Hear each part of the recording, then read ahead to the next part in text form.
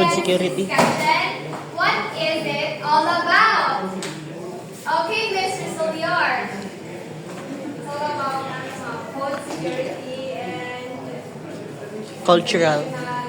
Culture. practices. Okay, very good. Please give Mr. Soliar and then let's proceed to farming the smart way. So, please observe the two pictures and then later on, I will ask you a question. So, tanawa sa ninyo ang sa picture. I will give you 1 minute to observe. Are you okay? Are you done? Yes, ma'am. Okay, so question number 1. What differences do you see between the two farming methods? Okay, Mr. Byung, can you please stand up? The difference between the two pictures, ma'am, is the first picture in the left, what I'm saying is that the traditional uses the buffalo and the types of planting, ma'am, is manual, while the right of the picture, ma'am, is the modern farming, they use a technology to analyze or to analyze and to optimize the current situation of their farming area. That will not thank you. Okay, very good. Please give Mr. Byung a clap. Okay, next question is, which one do you think is more efficient and why? Okay, Miss Malingo. Which one do you think is more efficient? And for me, ma'am, it is the modern farming, of course. It's because naaraman related na magod ang mga technology since naaraman po sa karon sa 21st century, which is nag-use na og mga technology para mapadali ito ang tanan. Whereas sa traditional magod siya, kuan lang kaning intensive ito ang iyang labor. When it comes to labor, kay mas mapanulay kay tungod manual lang pag-ato ang flow. Okay, very good. Please give Miss Maningo a clap.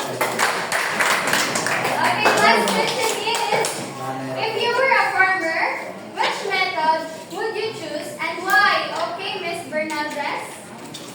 Question number 3, can you please answer the question, please? If you were a farmer, which method would you choose and why? It depends upon the specific area of the land. If kung intensive farming, so magamit ka ng traditional. Pero kung pag-extensive, of course, dapat na ang area, tapos mas commercialize natin, need na natin na technology for adoption para mas mapadali ang aming trabaho sa mas madako sa ang yield and productivity. Very good. Very good. Okay, let's proceed to our learning objectives. Please reading for us.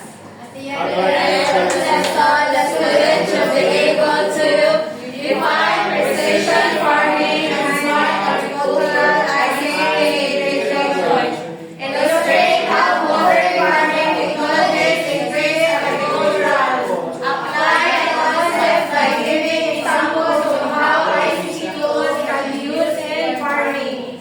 So, on ang atong learning objective for today. So, let's proceed to think and analyze.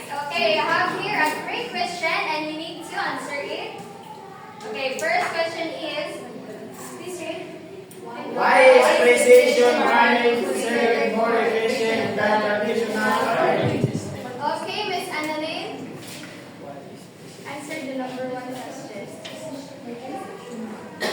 Precision is modern farming. Why is precision farming considered more efficient than traditional farming? Of course, di ba? Ang precision farming naman is na mapadali ang trabaho sa mga farmers, which is more helpful sa farmers para malagay sa mga dagkong area, sa mga large scale.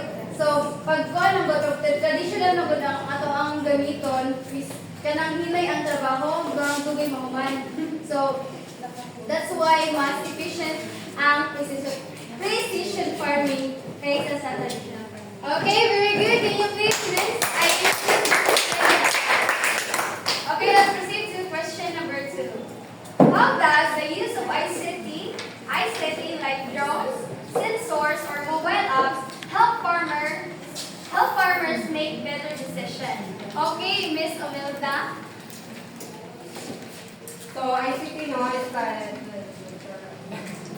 So, siyempre, mas enhance siya kay through technology, ma-monitor na ang farming system ng farmer. So, that is why mas better siya. Very good. Can you please? Okay, last question. What problems in traditional farming can be solved by smart agriculture? Ano ba yung mga problem, mga possible problems? What problems in traditional farming can be solved by smart agriculture? For me, it's like, gusto ka o, kaya for me, kung gusto ka o ka na mas papadali ang iyong work, so, kung sa traditional, kung compare kung mas sa smart, no? And then, kuan, ka ng mga, lagi ka ng mga nakabahabo. So, ang mas kami, kung sa traditional, sa smart o sa mga chemicals na ipakuan, effective na sila kayo, pero ang safety, ang abigan sa. Okay, very good. Can you please give Miss Canavera a hand, please? Okay, let's proceed to our main discussion. So our main discussion for today is all about, can you please read in chorus? Precision farming and smart agriculture, ICT innovation. Again, what is ICT? Information, technology. So, okay, let's proceed to precision farming. What is precision farming? So, any idea about precision farming? Please, I will serve Bokot. So, when we talk about precision farming, it's modern farming na ato makita with the use of or with the help of technology in the field. Very good. Can you please give Mr. Bokot a hand?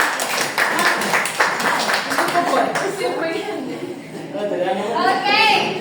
Precision farming is a modern farming method that uses technology to manage crops more accurately. Of course, with the use of technologies, no, mapadali lang jud ang pagtrabaho sa isa ka field or sa isa ka farm. And also, I think more on technologies ka jud ang ginagamit sa Japan and sa United States.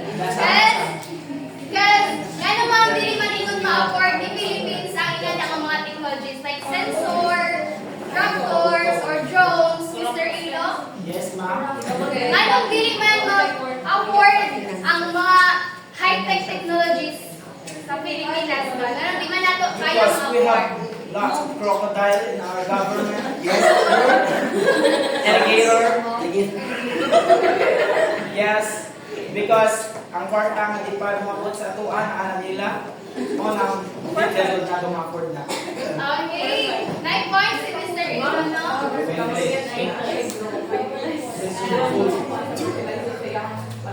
So, some of us, no, or some of the farmer is maka-afford ka dyan of mga technology since nalang sila yung kwarta. But, kanang mga, kanang lower ang mga farmer, like sa rice fields, like sa itong mga silingan. So, dili din na sila maka-afford. Looking nga na, it is because it's so really expensive. So, let's proceed to the ideas. To give the right number of inputs, water, fertilizer, pesticides at the right time and place. Did you observe that kung asa right part nga mag-dry ang lupa, observe ko sila mag-apply ng water? It is because dira na since like using the sensor gani, mag-dry ang lupa, so need na nila mag-apply ng water para ang ilang tanong is mag-save pa nila. And also in the right time, in the right place, because through sensor again, like kanang maglaya na gani ang mga crops. So through that, need na nila mag-apply ng fertilizer. Or even kung daghan na yung mga pesticide na mudukog sa ilang crops, so need na nila mag-apply ng pesticides. Okay, let's proceed to example of precision farming. Mr. Byung, do you have any idea na anong example of precision farming?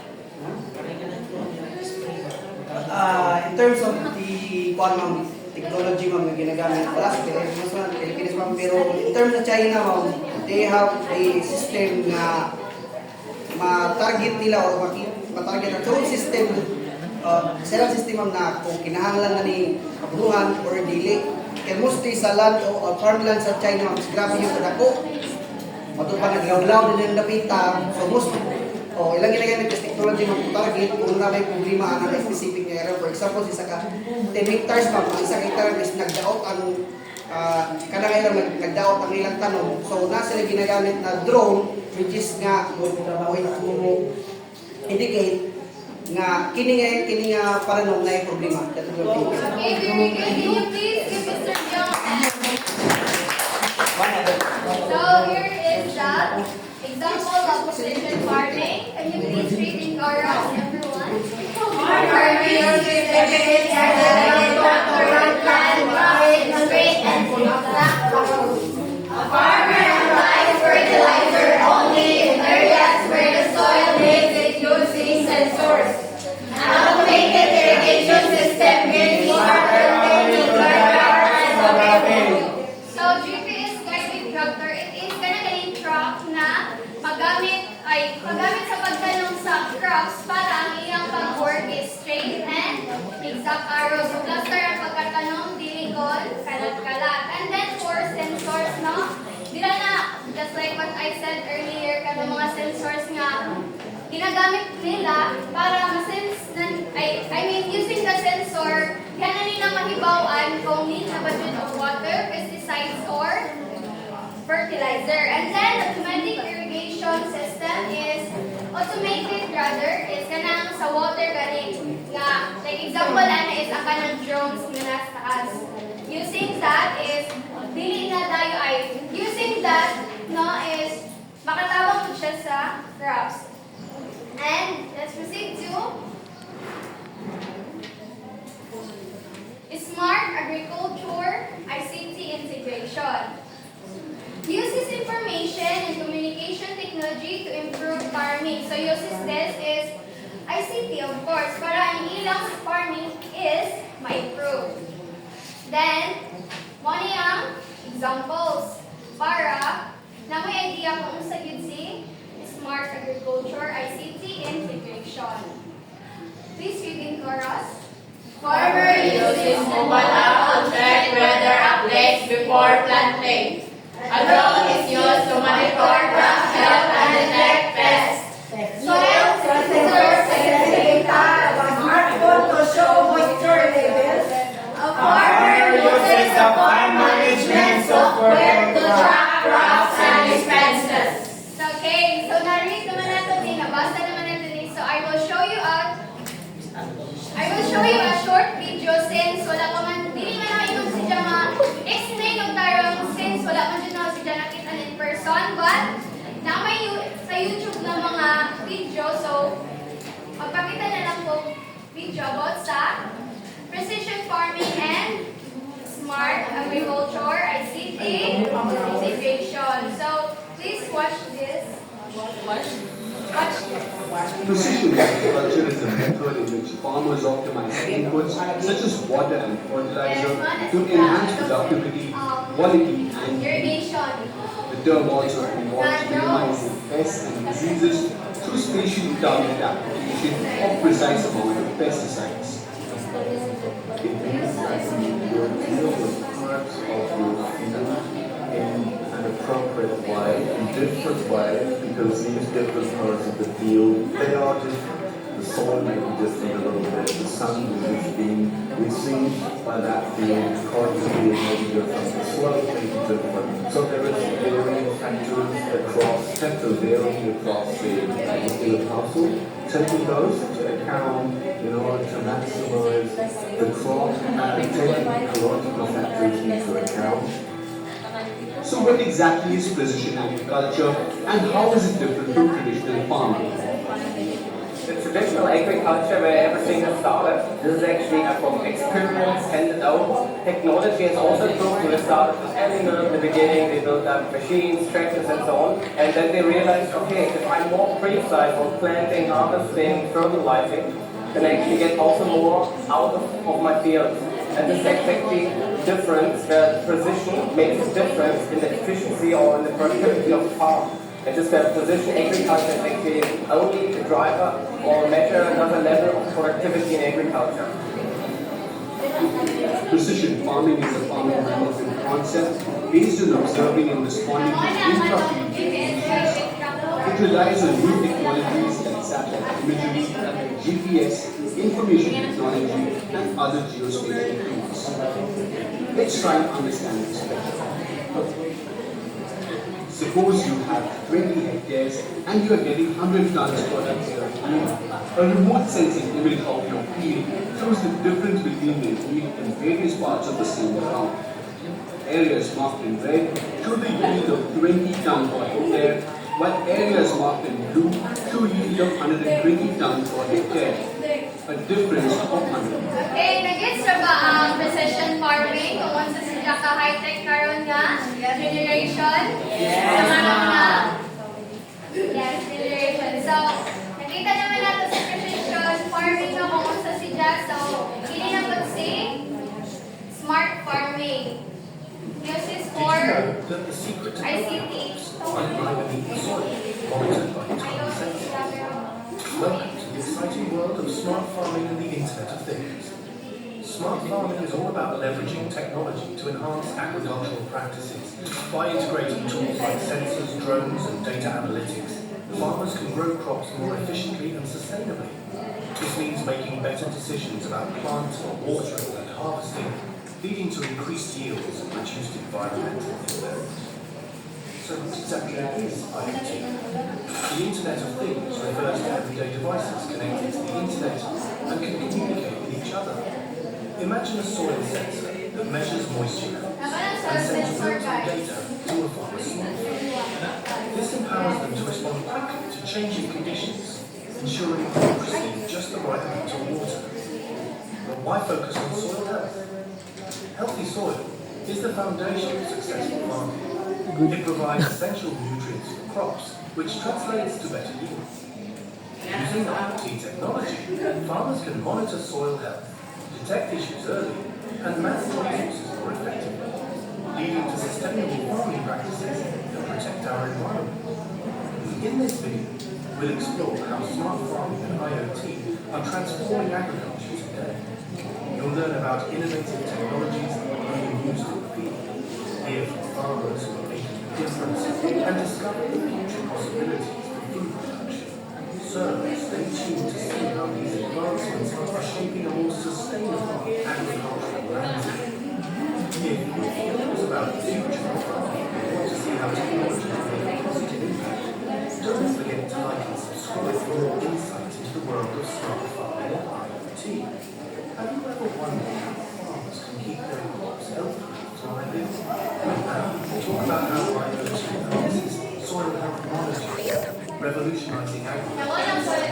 Let's start by comparing traditional soil monitoring with IoT-based solutions. Farmers rely on manual testing and visual inspection. This machine is used and sending data to an app. This is time-consuming, often leads to outdated information. But with IoT, farmers can Again, did you get the smart agriculture ICT integration? Yes, ma'am. Okay, so let's go back to our.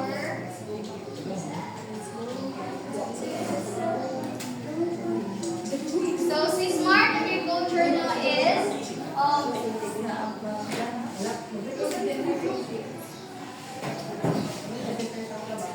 uses for checking weather updates, just like ito inyong nakitaan sa video. Nakita na ninyo itong nag-check out weather.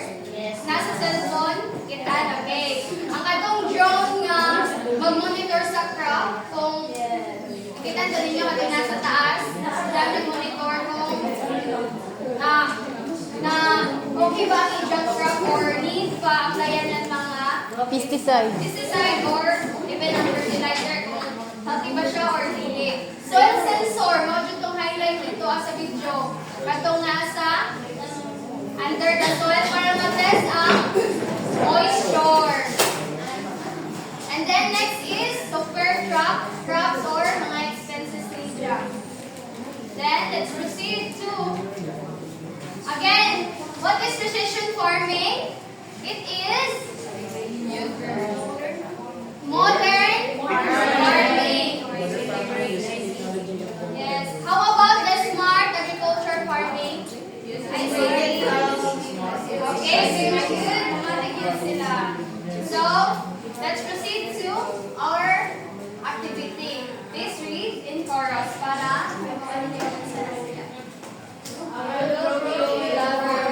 Sing like a farmer, choose a crop, rice, more vegetables, and answer the questions below. You have 2 minutes to talk it over to your group. Then each group will pick one person to share your idea with us. okay. So, I will mag-count ko 1, 2, 3, 4 kung asa mo na. So, start sa imo. 1, 2, 3, 4.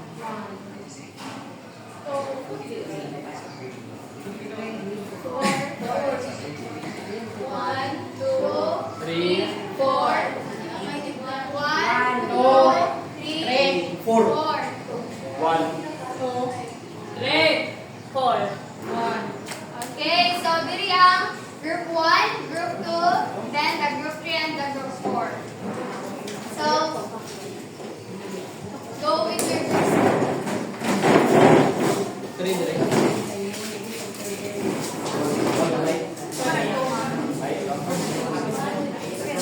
One away. Minus 2, 1 good now. I will build on. So here is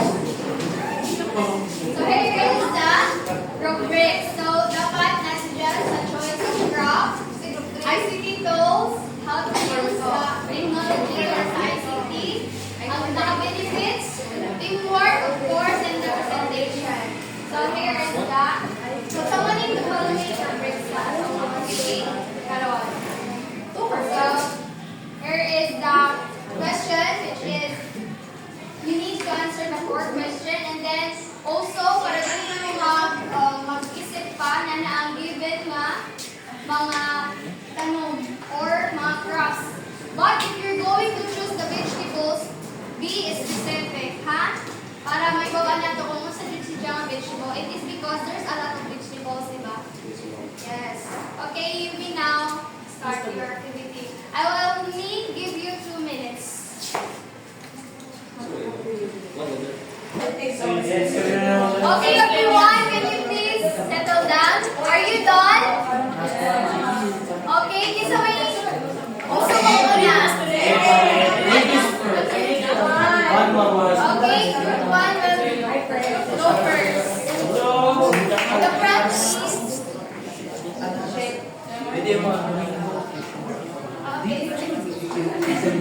So, sa number 1 na ako, crop na ako kay cabbage. Yes, sir. Sa amo number 1, amo crop cabbage. So na mo ICT tool kay scanner, soil sensor, drone, soil app, mobile app. So how we use this tool? So we will use this drone na to magrupad sa kuan sa mo farming. Pag-spray sa, so pag-scan sa soil na mo. So sa app mobile na mo, makita na mo na uno na ka amo soil, monitor na mo. Paso, tignaw, basa. So what benefits will it give your farming? So ang benefits ini kay dili malnourish na mo kuan. Because dako, healthy and nourishing. So that's all on group 1.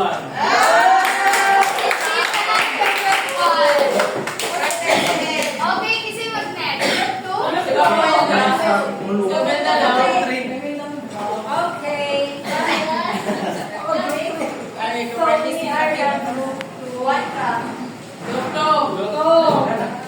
So what crop can you grow? We choose rice, because akan makita man ato kayo din sa ato area. And then what I thinking ko when you use sa moist irrigation, tapos kanang harvester, but harvester is na naman already exist na, so siguro irrigation katong galing mo ano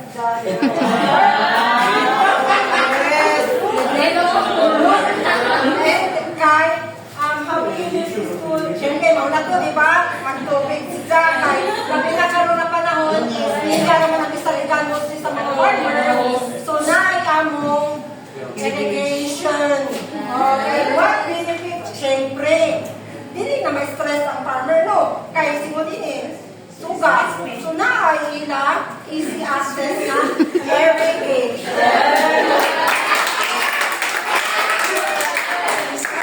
Okay, next row. So, what crop will you grow? Some is corn, and then what ICT tool will you use? So, we choose the drone, and then how will you use this tool in your farm? So, the drone is di ba mga ginagamit in order to mitigate the pests in our farm.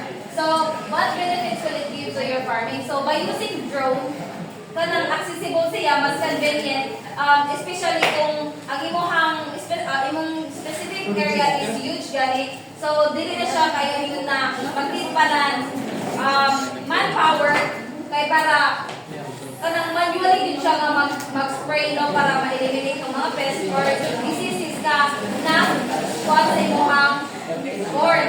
So, albay na, ma-improve na niya ang iyang yield and productivity. Yes, very good. Can you please repeat? Okay, for the last group. So, what crops, what crops will you grow? So, we decided that our like name. So, our crop na pion is rice.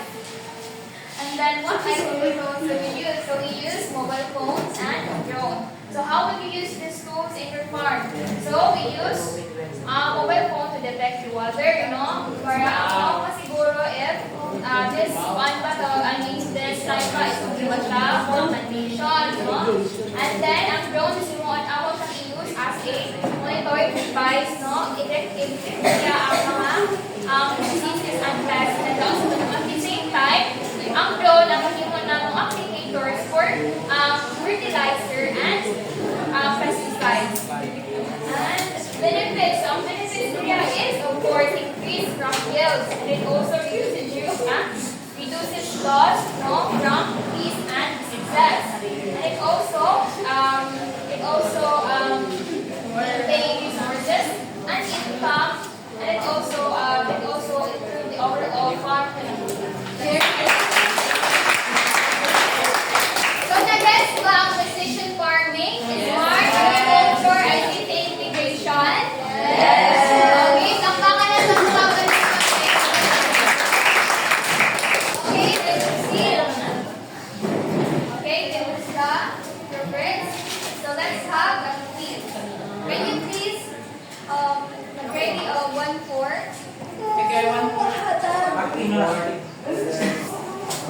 Okay, are you done shaking? So yes. Okay, very good.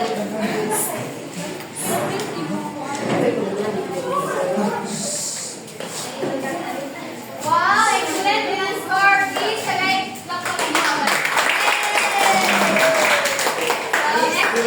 let's proceed to our presentation. I have here an assignment. Okay, class, let's have our generalization. So, Miss Dixon, can you please read and elaborate? Modern trends in farming, precision farming, and smart agriculture, ICT integration, use technology to make farming more efficient, accurate, and sustainable. By using tools like sensors, drones, and mobile apps, farmers can take a better position, reduce waste, and increase crop productions while protecting the environment.